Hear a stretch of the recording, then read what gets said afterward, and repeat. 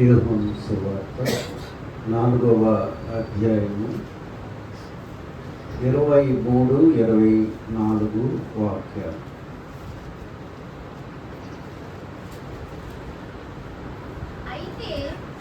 అయితే యథార్థంగా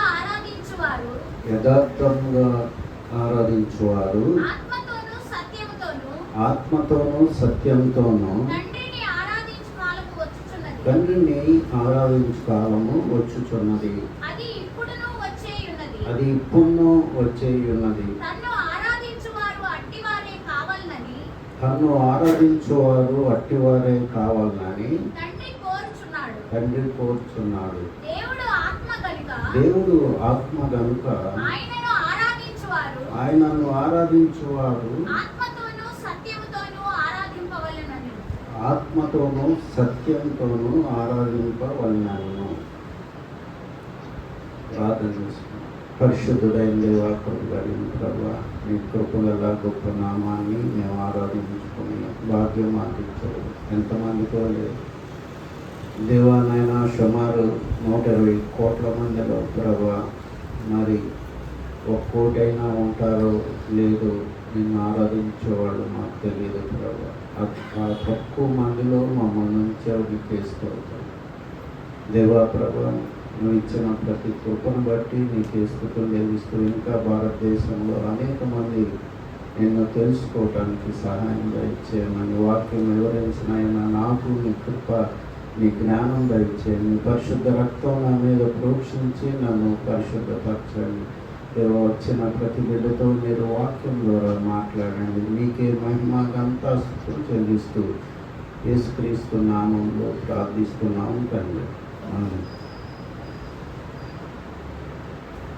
ఇక్కడ యేసు ప్రభు సమరయ స్త్రీతో మాట్లాడుతున్నాను. ఏమంటున్నాను? మేము కూడా ఆరాధిస్తాము మా కొండ మీదకి వెళ్ళి అని ఆమె చెప్పినప్పుడు యేసు ప్రభు ఏం చెప్తారంటే, ఈ కొండల మీద గుట్టల మీద ఆరాధించే కాలం అయిపోవచ్చింది. ఆరాధించే వాళ్ళు ఆత్మతో సత్యంతో తండ్రిని ఆరాధించే కాలం వస్తుంది, అది వచ్చే ఉన్నది అని. దేవుడు ఆత్మ కనుక ఆయన ఆరాధించేవారు ఆత్మతో సత్యంతో ఆరాధించాలి అని చెప్తున్నాడు అన్నమాట.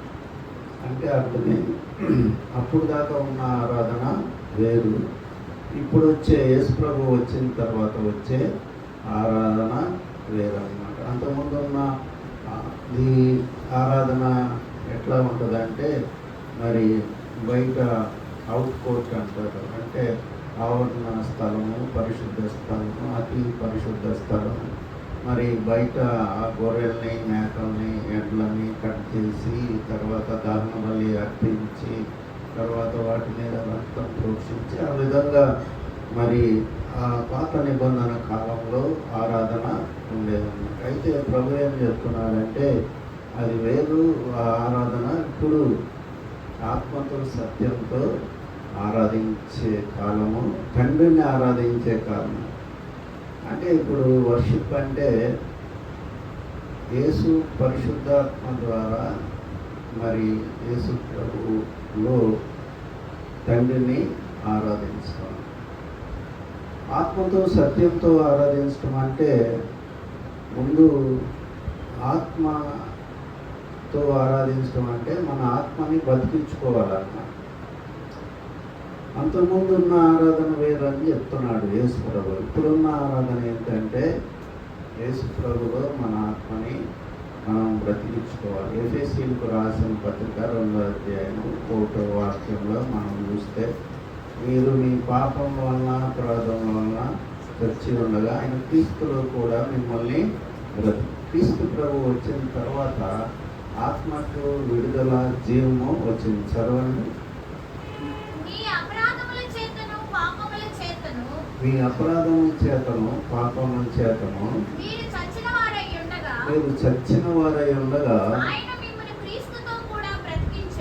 ఆయన మిమ్మల్ని క్రీస్తుతో కూడా బ్రతికించారు. క్రీస్తు ప్రభు వచ్చిన తర్వాత ఈ ఆత్మకు జీవం అనేది వచ్చిందన్నమాట. అప్పుడు దాకా జీవము లేదు. ఎట్లా వచ్చిందంటే ఆయన రక్తం ద్వారా వచ్చింది. ఎట్లాగా ఆత్మ బ్రతుకుతుందంటే ప్రభు దగ్గరికి వెళ్ళి మన పాపాలు ఒప్పుకున్నప్పుడు ఆయన మన ఆత్మను, పరిశుద్ధాత్మ మన జీవితంలో కార్యం చేసి మన ఆత్మని బ్రతికిస్తుంది. కాబట్టి ఆయన ఏం చెప్తున్నాడంటే ఆరాధించేవారు ఆత్మతో సత్యంతో సత్యంతో ఆరాధించడం అంటే సిన్సియర్గా ఆరాధించడం. మనం కొన్ని సభల్లో మనం చూస్తాం, ప్రజలు గంతులు వేస్తూ ఉంటారు, చప్పట్లు కొడతారు. అదంతా కూడా బయట శరీరానికి సంబంధించింది అన్నమాట, ఆత్మకి సంబంధించింది కాదు. మరి పెద్ద పెద్ద మ్యూజిక్ పోయిన పార్టీలు పెడతారు, కీబోర్డులు పెడతారు, ఒకేసారి 4-5 పెడతారు, పెద్ద పెద్ద హంగామా చేస్తారు. ఒక్కోసారి సినీ సింగర్స్ని తీసుకొని వచ్చి మరి పాటలు పాడిస్తారు. ఇదంతా కూడా ఆత్మతో సత్యంతో ఆరాధించుకోవటం కాదన్నమాట. ఇది మరి మనసుతో ఆరాధించడం, శరీరంతో ఆరాధించడం, మనసుతో ఆరాధించడం. మనం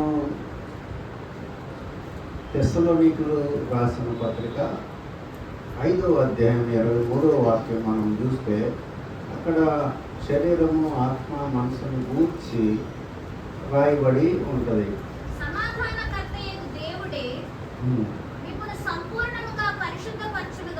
మిమ్ముని సంపూర్ణముగా పరిశుద్ధపరచునుగాక. మీ ఆత్మయు జీవమును శరీరమును మన ప్రభువైన యేసుక్రీస్తు రాకడయందు నిందారహితంగాను సంపూర్ణముగాను ఉండునట్లు కాపాడబడును గాక. ఆత్మ, శరీరము, తర్వాత మనసు, జీవము అన్నాడు, మనసు అనే మాట. కాబట్టి ఈ 3 కూడా కాపాడుకోవాలి, కాపాడబడునుగా. కానీ పౌలు ఆ దశలోని సంఘానికి ఆశీర్వాదం ఇస్తున్నాడు. కాబట్టి మనలో 3 ఉంటాయి అనే సత్యాన్ని పౌలు ఈ యొక్క వాక్యం ద్వారా మనకి తెలియజేస్తున్నాడు. అయితే ఆత్మతో ఆరాధించే భక్తులు కొంతమంది ఉన్నారు. మనకి యెషయా గ్రంథం 6వ అధ్యాయంలో ఒక ఆరాధన ఉంటుంది. అది మానవులకి సంబంధించింది కాదు. దేవదూతలు మరి రెండు రెక్కలు కళ్ళని మొహాన్ని కప్పుకొని, 2 రెక్కలు కాళ్ళని కప్పుకొని మరి ఆయన పరిశుద్ధుడు పరిశుద్ధుడు పరిశుద్ధుడు అని ఆరాధించడం మనం అక్కడ 6వ అధ్యాయంలో మనం చూస్తాం. ఆ ఆరాధన వేరు. యేసు ప్రభు చెప్పే ఆరాధన ఏంటంటే ఆయన స్వరూపంలో, ఆయన పోలికలో చేయబడిన మానవులు ఆరాధించే ఆరాధన. బైబిల్లో ఎవరన్నా ఉన్నారంటే మరి ఎట్లాగా పాత నిబంధన గ్రంథంలో కూడా ఉన్నారు, కొత్త నిబంధన గ్రంథంలో ఉన్నారు. యేసు ప్రభు లేకపోయినా కానీ అబ్రహాము దేవుణ్ణి ఆరాధించాడని ఉంటుంది. 22వ అధ్యాయం ఆదికాండం. మరి మేము పోయి దేవునికి మొక్కి వర్షిప్ అనే మాట ఆదికాండం 22వ అధ్యాయంలో మనకి కనపడుతుంది. ఆదికాండం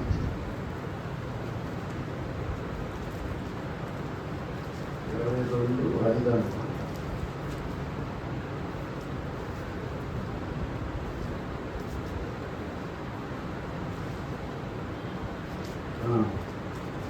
ఐదవ వాక్యం, 22వ అధ్యాయము 5వ వాక్యం.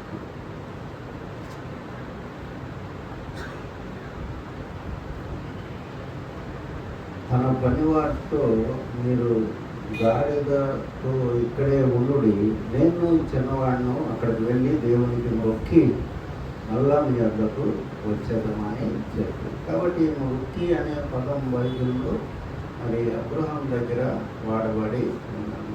అబ్రహాం అనే ఆయన ట్రూ వర్షిప్పర్. ఎట్లాగా ట్రూ వర్షిప్పర్ అంటే అప్పటికి యేసు ప్రభు లేకపోయినా దేవుని ఆత్మ అనేది ఉంది. మనకి మొదటి అధ్యాయంలోనే ఆదికాండంలో దేవుని ఆత్మ నీళ్ళ మీద అల్లాడుచున్నది అని ఉంటుంది అన్నమాట. యేసు ప్రభు వచ్చిన తర్వాత ఫుల్ ఫామ్లో పరిశుద్ధాత్మ దేవుడు భూమి మీద దిగినట్టు మనం అనేక సంఘటనలు మనం చూస్తాం అన్నమాట. కాబట్టి ఇక్కడ అబ్రహాం ఏం చెప్తాడంటే, నేను వెళ్ళి మరి మొక్కి దేవునికి మొక్కి మరలా మీ వద్దకు వచ్చేదమని చెప్పి అని చెప్తున్నాడు. కాబట్టి మొక్కటం, దేవునికి మొక్కటం అంటే ఏంటి, వర్షిప్ అంటే ఏంటి, పూర్తి 100% విధేయత చూపెట్టడమే దేవునికి మొక్కటం. పాత నిబంధన కాలంలో కానీ కొత్త నిబంధన కాలంలో కానీ దేవుని మాటికి 100% విధేయత చూపెట్టడమే వర్షిప్ అని. అని ఇక్కడ అబ్రహాం ఏం పాటలు పాడలేదు, లేకపోతే కొయ్యలు మెయింటైన్ చేయలేదు, ఏం చేయలేదు. అయితే దేవుని మాటని అతి కష్టమైన పరిస్థితుల్లో మరియు ఎవ్వరు కూడా చేయలేని పనిని అబ్రహాము దేవుని మాటకి విధేయత చూపిన వాడై దేవుణ్ణి ఆరాధించాడు. కాబట్టి దేవుణ్ణి ఆరాధన అంటే క్రియల ద్వారా, పాటలు లేకపోతే మరి డ్యాన్సు, దావీదు డ్యాన్స్ చేసినట్టు మనం చూస్తాం, కానీ దానికి పెద్ద ప్రాధాన్యత లేదు. అయితే అబ్రహాము దేవునికి మొక్కేదని ఉంది. తర్వాత మనం చూసినట్లయితే యోబు గ్రంథంలో యోబుకి చాలా కీడు జరుగుతుంది. అది మామూలుగా యావరేజ్ మ్యాన్ తట్టుకోలేడు. యావరేజ్ మ్యాన్ అనేవాడు తట్టుకోలేడు అన్నమాట. ఏం జరుగుతుంది, 10 మంది ఒకే రోజు చనిపోతారు, తర్వాత ఒంటెలన్నీ చనిపోతాయి, గాడిదలు చనిపోతాయి, అన్నీ చనిపోతాయి. కానీ మరి 10 శవాలను పెట్టుకొని యోబు రోజు కూడా పిల్లల విషయంలో ఆయన బలిచ్చాడు.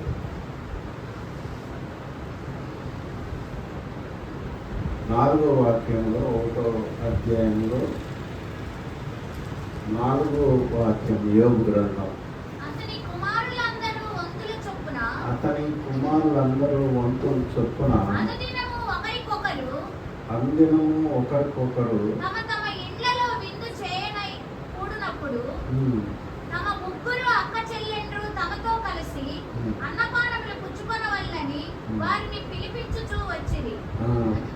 వారి విందు జనములు పూర్తి కాగా యోబు తన కుమారులు పాపం చేసి తమ హృదయములలో దేవుణ్ణి దూషించరేమో అని వారిని పిలువ పంపించి వారిని పవిత్రపరిచి అరుణోదయమున లేచి వారిలో ఒక్కొక్కరి నిమిత్తమై దహన బలి అర్పించుతూ వచ్చాడు. యోబు నిత్యము అలాగన చేయించున్నాడు. కాబట్టి యోబుకి ఇట్లా జరగటానికి ఏమాత్రం కూడా ఎవరు కూడా మరి ఒప్పుకోరన్నమాట. ఏంటి ఇట్లా దేవుడు ఉన్నాడా లేడా అనేది అనుమానం ప్రతి ఒక్కరికి కూడా కలుగుతుంది అన్నమాట. యోబు విషయంలో ఎట్లా జరిగితే మన విషయం ఏంటి అనే ప్రశ్నలు తలెత్తాయి అన్నమాట. కాబట్టి ఆయన ఎద్దులు, గాడిదలు, పనివారు అందరూ కూడా పోయి మరి ఒక్కడే మిగిలిపోయినట్లు మనం చూస్తాం. అయితే ఆయన ఏమన్నాడు, 21వ వాక్యంలో 20:21, అప్పుడు యోబు లేచి తన పై వస్త్రమును చింపుకొని తల వెంట్రుకలు గొరిగించుకొని నేల మీద సాష్టాంగపడి నమస్కారం చేసి ఇట్లను, నేను నా తల్లి గర్భంలో నుండి దిగంబరినై వచ్చి తిని దిగంబరినై అక్కడికి తిరిగి వెళ్ళేదను. యెహోవా ఇచ్చెను, యెహోవా తీసుకొని పోయెను. యెహోవా నామమునకు స్తుతి కలుగును గాక. కాబట్టి మాట ఆయన అంటున్నాడంటే అది మామూలు విషయం కాదు. మనమైతే చిన్న కీడు మన జీవితంలో జరిగితే చర్చికి వెళ్ళమని ఏం ఉపవాస ప్రార్థన, ఎంత ప్రార్థన చేసినా కానీ దేవుడు మనవి ఆలకించడు. మరి ఎందుకో దేవుడికి నిర్ణయం చేశాను. అక్కడ మరి రూతు గ్రంథంలో రూతోళ్ళ అత్త అదే మాట అంటారు, ఏమని, దేవుడు నాకు ఎంతో కీడు చేశాడని చెప్పింది. రూతు గ్రంథం 1వ అధ్యాయంలో మనం రూతు అత్త గురించి స్టేట్మెంట్ ఇస్తుందన్నమాట. 4వ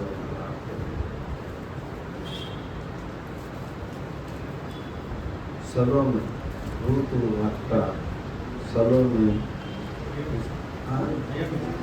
చదవండి.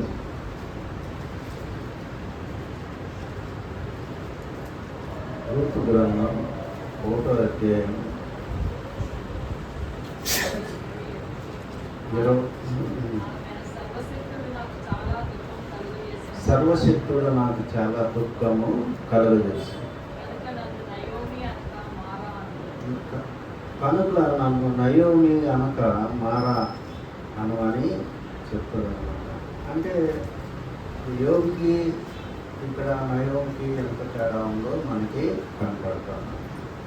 కాబట్టి యోగు సాష్టాంగ పడ్డాడు. అసలు సాష్టాంగ పడటం అనేది ఒక అద్భుతం అన్నమాట. సాతాను సిగ్గుతో పారిపోయి ఉంటుంది యోగు సాష్టాంగ పడినాడు.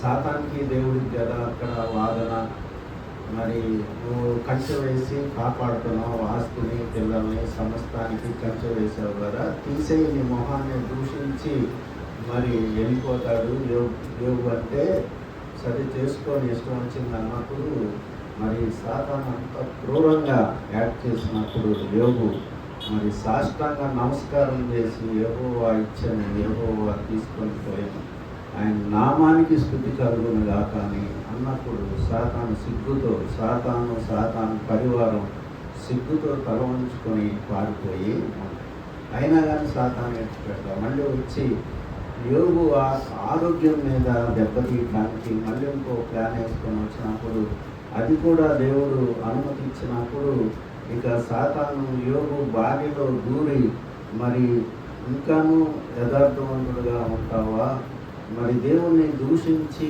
మరణము కమ్మని చెప్పినప్పుడు మరి ఇక్కడ 9వ వాక్యంలో 2వ అధ్యాయం 9వ వాక్యంలో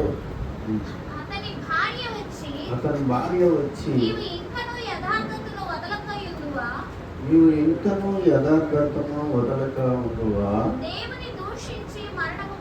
దేవుని దూషించి మరణము కమ్మను. అప్పుడు అందుకతడు మూర్ఖురాలు మాట్లాడినట్లు నీవు మాట్లాడుచున్నావు, మనము దేవుని వలన మేలు అనుభవించుదుమా, కీడును మనము అనుభవించదగదా అనెను. ఈ సంగతుల్లో ఏ విషయమును యోగు నోటి మాటతోనైనాను పాపము చేయదు. కాబట్టి ఇవన్నీ కూడా ఆరాధనకి సంబంధించిన విషయాలు. యోగుకి దేవుడిచ్చిన జ్ఞానం ఏంటంటే ఇవన్నీ కూడా తాత్కాలికం, భార్య పిల్లలు ఆస్తులు ఇవన్నీ కూడా తాత్కాలికం. నేను మరి దేవుడిని చూస్తాను, నా విమోచకుడిని నేను చూస్తానని చెప్తాను. కాబట్టి వర్షిప్ అంటే ఆరాధన అంటే పాటలు పాడటం, లేకపోతే పెద్ద పెద్ద మరి ఈ ఆర్భాటాలు చేయటం కాదు, కానీ దేవుని యొక్క మాటని తూచా తప్పకుండా 100% నెరవేర్చుకునే దేవుణ్ణి ఆరాధించమని మనకి అర్థమవుతుంది. కాబట్టి ఈరోజు ఇక్కడ దేవుణ్ణి ఆరాధించారు. యెషయా గ్రంథం 29వ అధ్యాయం 13వ వాక్యంలో మరి ఈ ప్రజలు మరి నోటి మాటలతో నన్ను ఆరాధిస్తున్నారు, కానీ మరి వాళ్ళ హృదయం నాకు దూరంగా ఉందని యెషయా ప్రవక్త 29వ అధ్యాయం 13వ వాక్యంలో రాస్తారు. ప్రభువు ఇలాగూ సెలవిచ్చున్నాడు, ఈ ప్రజలు నోటి మాటతో నా యొద్దకు వచ్చుచున్నారు, పెదవులతో నన్ను ఘనపరచుచున్నారు గాని తమ హృదయమును నాకు దూరము చేసుకొని.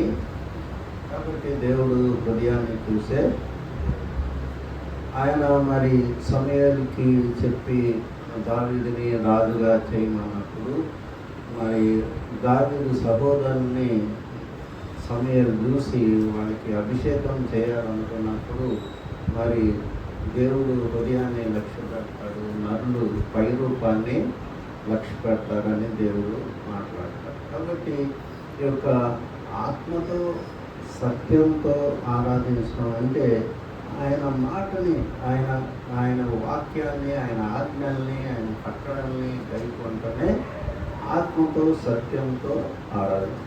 మనం 14 అధ్యాయం యోహాను సువార్త 21 వాక్యం, యోహాను సువార్త 14 అధ్యాయం 21 వాక్యం. నా ఆజ్ఞలు అంగీకరించి వాటిని గైకొనువాడే నన్ను ప్రేమించు. సొలొమోను పెద్ద టెంపుల్ కట్టి బంగారం, తర్వాత దేవదారు, మంచి ఫస్ట్ క్లాస్ టేకు మరి కట్టి దాంట్లో వజ్రాలు పొదిగి ఎంతో ఆర్భాటంగా మందిరం కట్టినప్పుడు దేవుడిని ఆహ్వానించినప్పుడు దేవుడు వచ్చాడు. అయితే దేవుడు ఏమన్నాడంటే, ఆజ్ఞలు కట్టడలు గైకొన్నంత కాలమే నేను మందిరంలో ఉంటాను, లేకపోతే దీన్ని ఒక నవ్వుల పాలుగా చేస్తానంటాడు. మనం మొదటి దినవృత్తాంతాలు, రెండవ దినవృత్తాంతాలు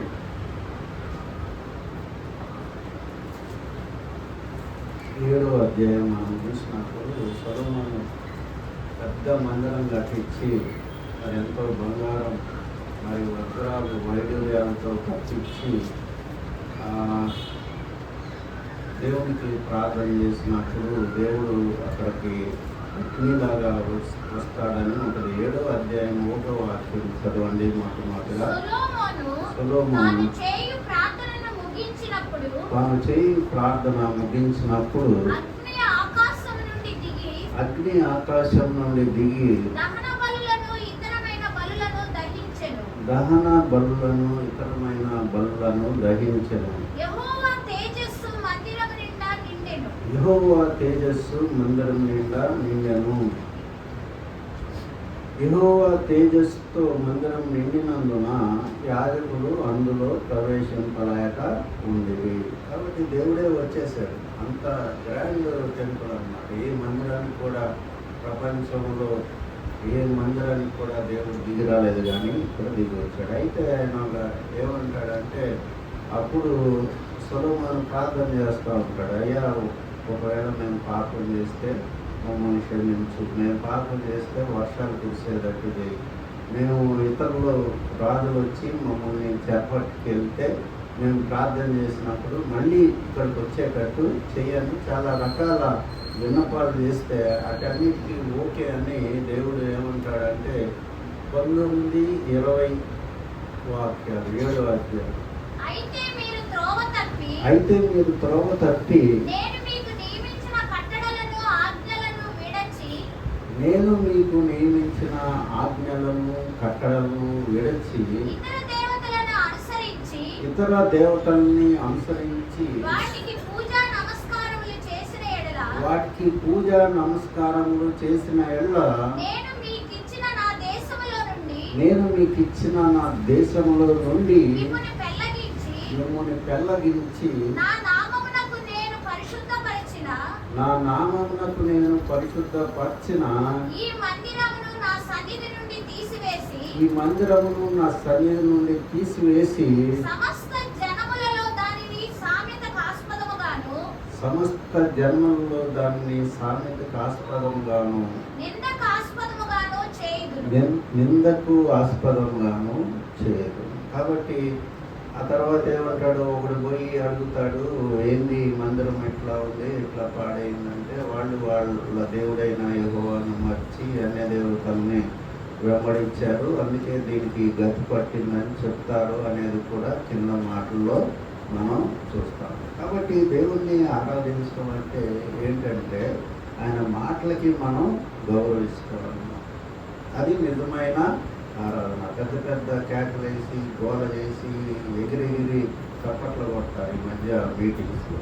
మనుషులు ఎంత ఎత్తు ఎగురుతారంటే చెప్పలేవు, అంత ఎత్తు ఎగిరి చప్పట్లు కొట్టి పాటలు పాడతా ఉంటారు. అయితే జీవితంలో తప్పిపోతూ ఉంటారు. వాళ్ళ గురించి మంచి సాక్ష్యం ఉండదు బయట. అది ఆరాధన కాదు. కానీ దేవుని మాట ఆజ్ఞానికి భయపడి, కట్టడానికి భయపడి జీవిస్తూ అన్నమాట. ఈ పని నేను ఎట్లా చేయాలి, ఈ అబద్ధం ఎట్లా ఆడాలి, ఈ లంచం నేను ఎట్లా తీసుకోవాలి, ఈ మోసం నేను ఎట్లా చేయాలి, గవర్నమెంట్ నుంచి డబ్బు వస్తుందంటే ఏదో ఒక సర్టిఫికేట్ క్రియేట్ చేసుకుని మనం ప్రయత్నం చేస్తాం మనకున్న ఆర్థిక బాగా. అలాంటివన్నీ కూడా మనం చేయలేము. అందువలన మరి ఒక్కోసారి శ్రమలు కష్టాలు, ఇది శ్రమకాలం అని అంటారు. కృపాకాలం పోయి శ్రమల కాలం వస్తుంది. కృపాకాలం శ్రమల కాలం రెండు కూడా కలిసి నడుస్తున్నట్టు అనిపిస్తాయి. మరి రానున్న రోజుల్లో 666 ముద్ర ఉంటేనే అన్ని వస్తువులు ఉంటాయి, అన్ని ప్రొవిజన్స్, అన్ని ఫెసిలిటీస్ ఉంటాయని చెప్తున్నారు. అందుకని ముందుగా మనం మెంటల్గా సిద్ధపడాలి.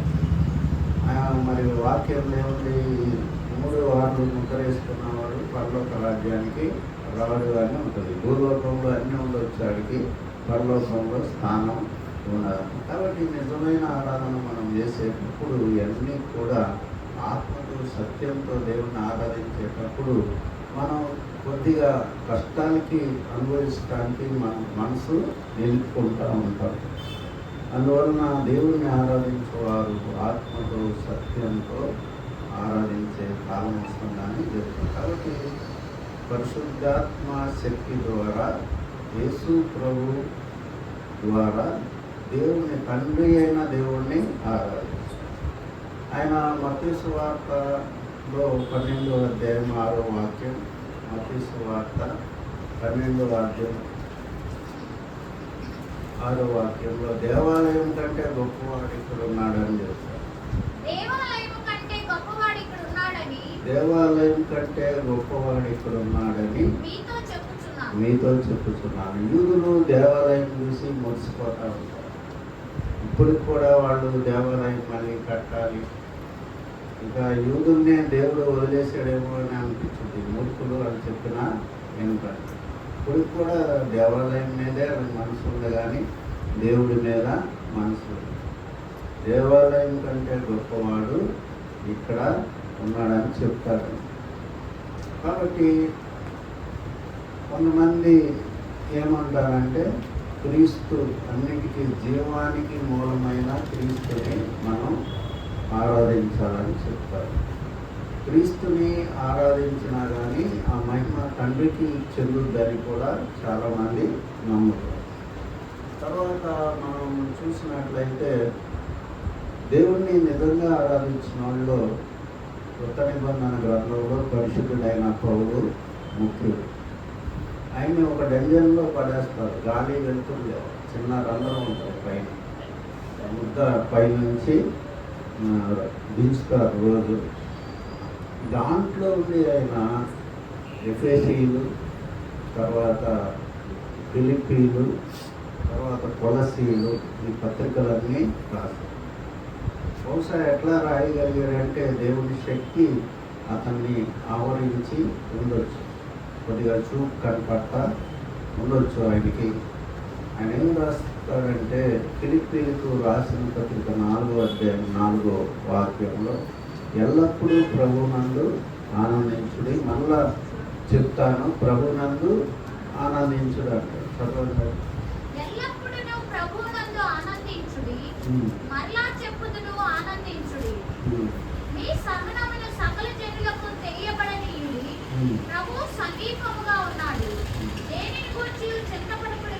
దేని గూర్చి చింతపడకుడు గాని ప్రతి విషయంలోనూ ప్రార్థనా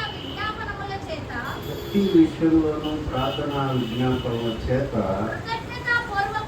కృతజ్ఞతాపూర్వకంగా మీ విన్నపములు దేవునికి తెలియజేయడు. కష్టాలు రావచ్చు, బాధలు రావచ్చు, దేవుణ్ణి స్తుతిస్తా, మీ యొక్క ప్రాబ్లము ఆయనకి తెలియజేయమని ఆ యొక్క జైల్లో ఉండి రాశాడు. ఏ జైలు, ఎలాంటి జైలు? దాన్ని ఇంక్లూజన్ అంటాం, డంజన్ అంటాం. అంటే వెలుతురు గాలి రాదు మామూలుగా. ఈ యొక్క గుంటూరు సబ్ జైలు అయితే చక్కగా లాడ్జ్ ఉన్నట్టు ఉంటుంది. మళ్ళీ వాళ్ళకి ఇంత పెట్టాలని నియమాలు కూడా ఉంటుంది. మాంసం ఎంత ఉండాలి, గుడ్డు వారానికి ఒకసారి ఉండాలి. అదేమీ లేదు పౌరు. అయినా ఏమంటాడు, ఎల్లప్పుడూ ప్రభువునందు ఆనందం. కాబట్టి రియల్ వర్షిప్ అంటే అదన్నమాట. బయట అవుట్కోర్ట్ అంటాం, ఆవరణ స్థలం, పరిశుద్ధ స్థలం. అతి పరిశుద్ధ స్థలంలో ఎవరు ఉంటారంటే ఆత్మ అయిన దేవుడు ఉంటారు.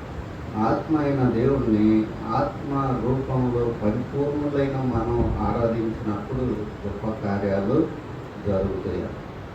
కాబట్టి అపోస్తులైన పౌలు, నేను క్రీస్తు కూడా సిలువ వేయబట్టిని జీవించినది నేను కాదు, క్రీస్తే నాలో జీవించుచున్నాను. తర్వాత ఏమంటాడు, ఏ విధం చేతనైనాను మరి యేసుక్రీస్తుని గూర్చిన అతి శ్రేష్టమైన జ్ఞానం సంపాదించుకోవడానికి నాకున్నదంతా కూడా నాకు పోగొట్టుకున్నాను అని చెప్తారు. నష్టపరుచుకున్నానండి. కాబట్టి ఆరాధనలో ఇవన్నీ కూడా అంటే చిన్న శ్రమ వచ్చినప్పుడు, చిన్న బాధ వచ్చినప్పుడు సొనుక్కోకూడదు. ఇశ్రాయేలు చేసింది అది. అందుకని 40 సంవత్సరాల వరకు వాళ్ళు అడవుల్లోనే తిరిగారము. ప్రతి దానికి సనుక్కోవడం, నీళ్ళు లేకపోతే సనుక్కోవడం, మాంసం లేకపోతే సనుక్కోవడం. దేవుడు దగ్గరుండి పగలు మేఘస్తంభంగా, రాత్రి అగ్నిస్తంభంగా ఉండి నడిపిస్తూ ఉంటే ప్రతి దినం కూడా సనుక్కోవడం. కాబట్టి అలాంటి పరిస్థితికి ఆరాధనకి సమానం లేదు. మనకున్న ప్రతికూలమైన పరిస్థితుల్లో దేవుణ్ణి స్తుతించడమే ఆరాధన.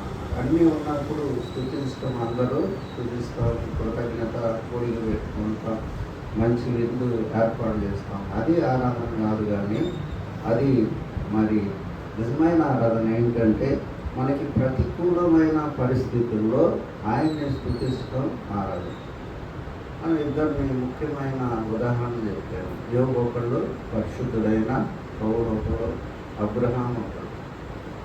అబ్రహాంకి చెప్పినప్పుడు నీ కుమారుని తీసుకుని మరి మోరియా పర్వతంకి వచ్చి మరి 3 దినాల ప్రయాణం చేసి మోరియా పర్వతంలోకి వచ్చి బలి అన్నప్పుడు అబ్రహాం మనసు ఎంతగా నలిగిపోయి ఉందో మరి చెప్పడానికి వీల్లేదు. అయినా కానీ నాకు దేవుడు ముఖ్యమని అనుకున్నాను. నా కుమారుడు కాదు, నా భార్య కాదు, నా యొక్క ఆస్తి కాదు, ఏం కాదు, నాకు దేవుడు ముఖ్యమని. అది ఆరాధించే గొప్ప. అంటే ఆ స్థితిలోకి మనం ఎదగటం, మరి అది దేవుడు సహాయం చేయండి, మనం ఎదగలేదు. చాలామంది హతసాక్షులు అయ్యారు. వాళ్ళ గురించి రాయబడలేదు. ఉదాహరణకి డేవిడ్ లివింగ్స్టన్ మొత్తం వదిలిపెట్టి ఆఫ్రికా అడవుల్లోకి వెళ్ళి అక్కడ గుడిసెల్లో ఉండి సువార్త సేవ చేశాడు. సింహం దాడి చేసింది, జబ్బు వచ్చింది, జ్వరాలు వచ్చింది, చివరికి అక్కడే నేల కూలి చనిపోయాడు. కాబట్టి అలాంటి ఆరాధకులు, అలాంటి హతసాక్షులు ఎంతోమంది మనం చూస్తే మనం దొరుకుతారు. కాబట్టి ఆరాధించువాడు దేవుడు ఆత్మ కనుక ఆత్మతో సత్యంతో ఆరాధన. ముందు మన ఆత్మ బ్రతికుందా, చర్చ ఉందని మనం ప్రశ్నించుకోవాలి. మన ఆత్మ ఏ స్టేజ్లో? కొరింథీయులకు రాసిన 2వ పత్రిక 5వ చివరి అధ్యాయం 5వ వాక్యంలో ఒక మాట. కొరింథీయులకు రాసిన 2వ పత్రిక చివరి అధ్యాయం 5వ వాక్యం.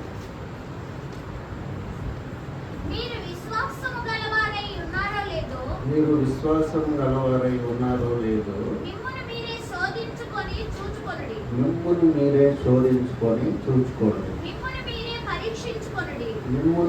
పరీక్షించుకోండి. మీరు భ్రష్టులు కాని ఎడల యేసుక్రీస్తు మీలో ఉన్నాడని మిమ్మల్ని గూర్చి మీరే ఎరుగరా? కాబట్టి ఇక్కడ మనము ఈ యొక్క బల్లారాధన కూడా దేనికి మనం తీసుకుంటాం, మళ్ళీ మనం పరీక్షించుకోవడానికి బల్లారాధన అనేది దేవుడు పెట్టాడు. గుడ్డితనంగా వెళ్ళిపోతూ ఉంటారు వీళ్ళు.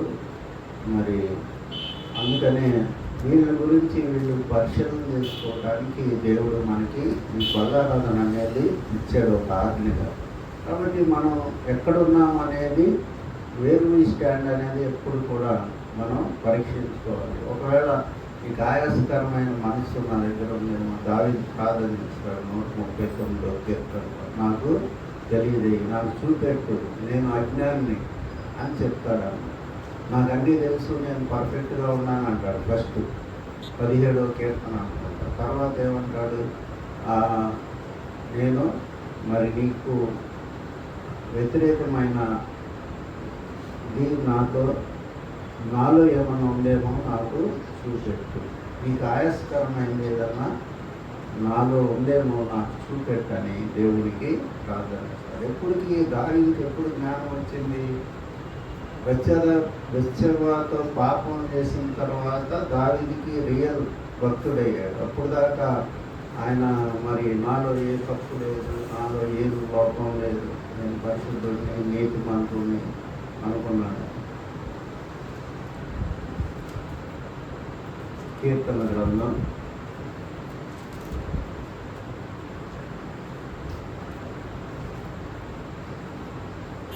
17వ అధ్యాయం 3వ వాక్యం. రాత్రివేళ నీవు నన్ను దర్శించి నా హృదయమును పరిశీలించితివి, నన్ను పరిశోధించితివి, నీకు ఏ దురాలోచనయో కానరాలేదు. నోటి మాట చేత నేను అతిక్రమింపను.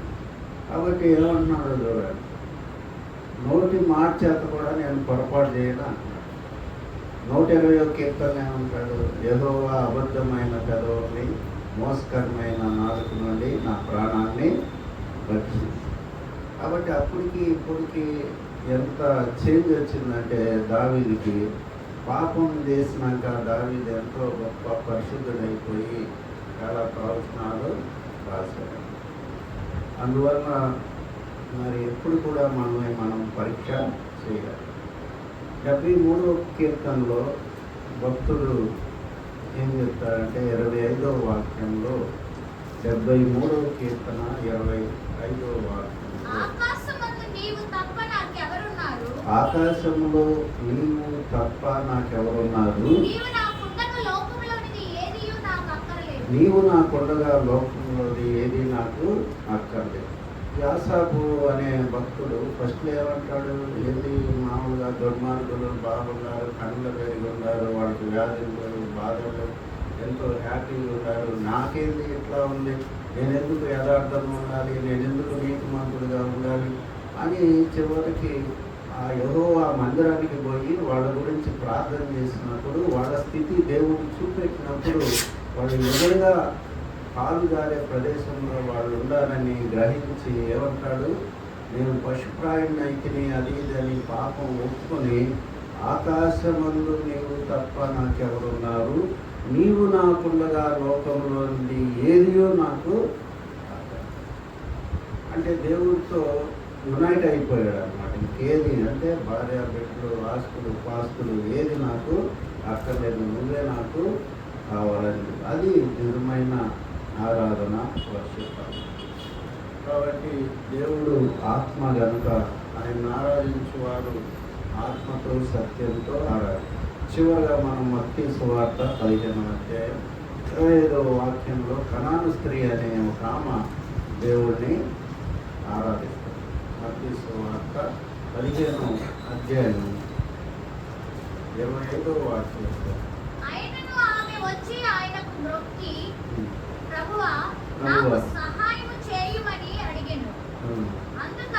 అందుకు ఆయన పిల్లలు రొట్టె తీసుకొని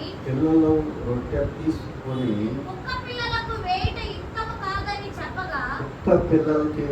యుక్తం కాదని చెప్పగా ఆమె నిజమే ప్రభువా, కుక్క పిల్లలు కూడా తమ యజమానుల బల్ల మీద నుండి పడు ముక్కలు తినును కదా తమ యజమానుల బల్లల మీద నుండి పడు రొట్టె ముక్కలు తిను కదా అని చెప్పాను. అందుకు యేసు నీ విశ్వాసము గొప్పది. కాబట్టి ఇక్కడ దేవుడు యేసు ప్రభు ఏమన్నాడు, దావీదు కుమారుడా నన్ను ఖండించమని కేకలేస్తే పట్టించుకోవాలి.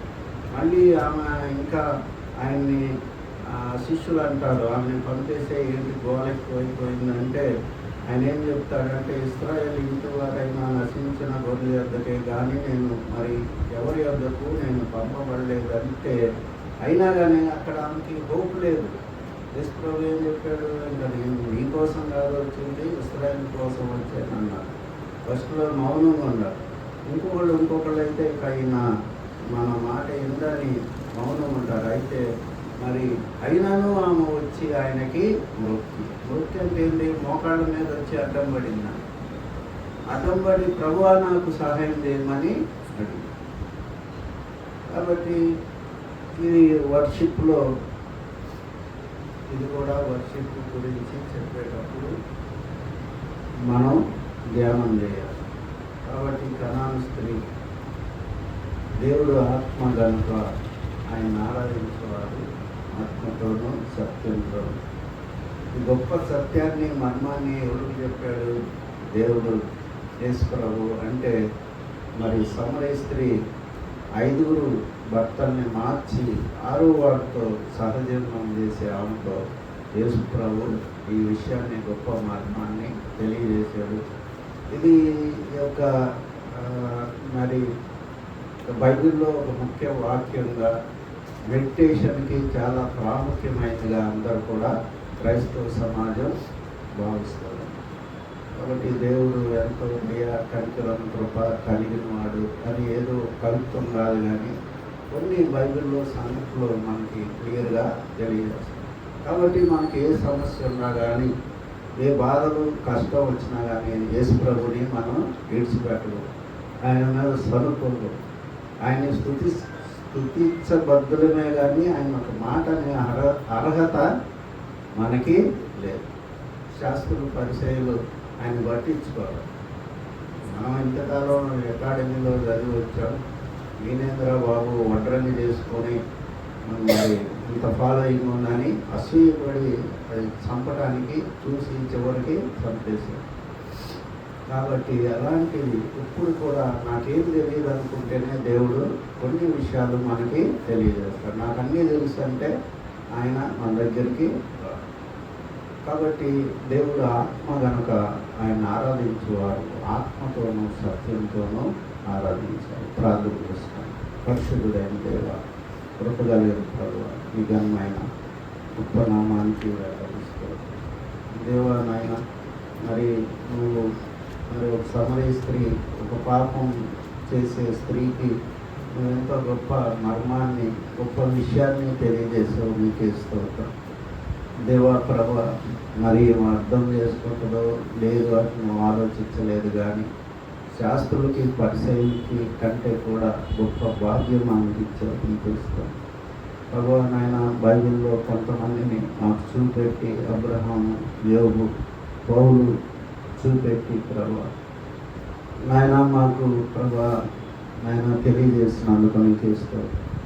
దావీదు కూడా ప్రభు ఎన్నో కష్టాల్లో, బాధల్లో ఉన్నప్పుడు నేను ఎల్లప్పుడూ యెహోవాను సన్నతించదను, నిత్యము ఆయన కీర్తి నా నోట ఉంటుందని 34వ కీర్తన 1వ వాక్యంలో చెప్పారు.